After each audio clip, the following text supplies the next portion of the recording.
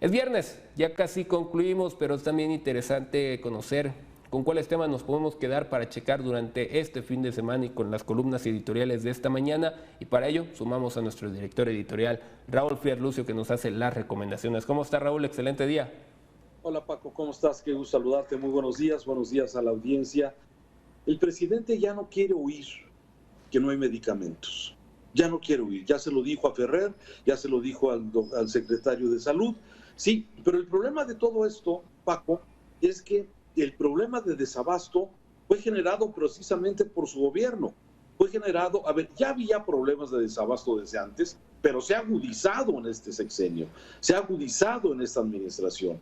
Y todo, bueno, precisamente por las fobias y por la ideología del presidente, los señalamientos de corrupción en contra de las farmacéuticas, los señalamientos de que se manejaba y había abusos de parte de los laboratorios, y ellos decidieron de alguna forma actuar en contra de esto que más o menos funcionaba en el abasto de medicamentos en el país. Hoy el presidente, 3 años después de que empezó esta administración, dice, bueno, y reconoce algo que se estuvo negando sistemáticamente por el mismo gobierno, de que no había desabasto, que los padres de niños con cáncer que estaban reclamando eran golpistas, que era la derecha, dijo el doctor López-Gatell en una de sus locuras, dijo que pues eran precisamente organismos de derecha desde el exterior de México que estaban atacando. En fin, hemos escuchado de todo. Pero finalmente la realidad de los medicamentos es que faltan medicamentos, recetas que se surten a medias, que no hay suficientes vacunas para los niños, las nuevas vacunas que tendrían que estar disponibles para los niños. La de la influenza con escasez se empieza a poner apenas para los niños y para los adultos mayores de 60 años. En fin, a lo largo de muchos meses, Mega Noticias ha documentado exactamente la falta de medicamentos. Y el tema es que hoy el presidente dice, ya no quiero oír, pero todo fue generado precisamente por esas acciones de desmembrar los sistemas de distribución de vacunas, de medicamentos, de desmembrar los laboratorios que fabricaban algunos de los medicamentos importantes, y él pensó que era muy fácil simplemente dar instrucciones para que se hicieran las compras en el mundo, cuando más o menos venía funcionando bien las compras consolidadas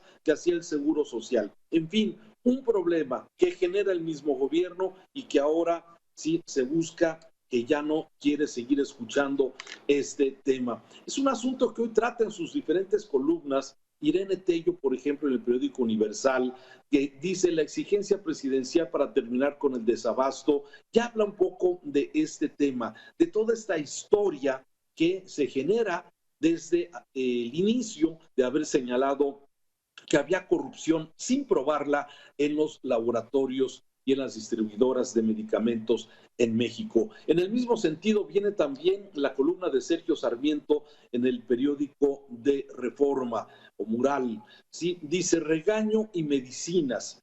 Dice Sergio Sarmiento, entiendo y comparto la molestia del presidente, ya tenemos que terminar de resolver el problema del desabasto de los medicamentos, esto es para Juan Ferrer y para Alcocer. Yo no quiero escuchar que faltan medicamentos y no quiero excusas de ningún tipo.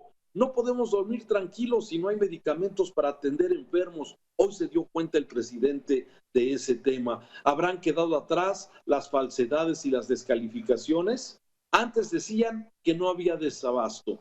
El propio López Obrador afirmó que había una campaña acusándonos de que no había medicamentos. Hoy se reconoce este asunto. Termina Sergio Sarmiento. Aplaudo que López Obrador ordene ya resolver este problema sin excusas, pero de nada sirve gritarles públicamente a Juan Ferrer del INSABI y a Jorge Alcocer de Salud si no se corrigen las causas de fondo. Hay que restablecer las compras consolidadas del Seguro Social, reabrir las plantas de producción y dejar la distribución nuevamente a los profesionales. Y de ahí me paso a una columna más que hoy publica Sandra Romandía en el periódico El Universal, y dice, irónicamente, como en Dinamarca. Hasta ahora no parece haber intenciones de prevenir y detectar oportunamente riesgos de salud. Y ella da datos Paco, muy interesantes, publicados en la revista especializada en medicina inglesa que se llama Lancet y que habla precisamente de los países que no atendieron correctamente el tema de COVID. Y lamentablemente México está entre ellos. Pero hay un dato que me llama la atención. Fíjate, y vale la pena hoy retomarlo cuando tenemos una ya cuarta ola de COVID que está surgiendo en Europa especialmente, y tenemos que tener mucho cuidado en México ante el incremento leve que hemos tenido de casos de COVID y de fallecimientos en las últimas semanas. Pero fíjate, de cada persona que entraba a hospitales públicos de COVID, ¿sí? De cada 100, 69 perdían la vida en hospitales públicos, mientras que en hospitales privados, de cada 100 personas que ingresaban con COVID, 37 perdían la vida. La diferencia es abismal.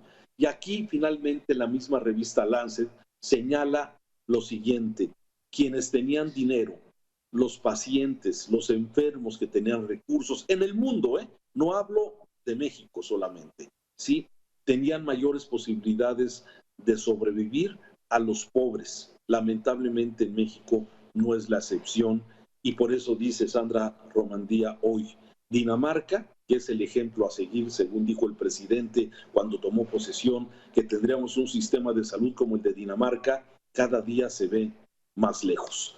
Hasta aquí los comentarios de columnas importantes de esta mañana, y sobre todo con este tema de salud, de medicamentos, de vacunas, en fin.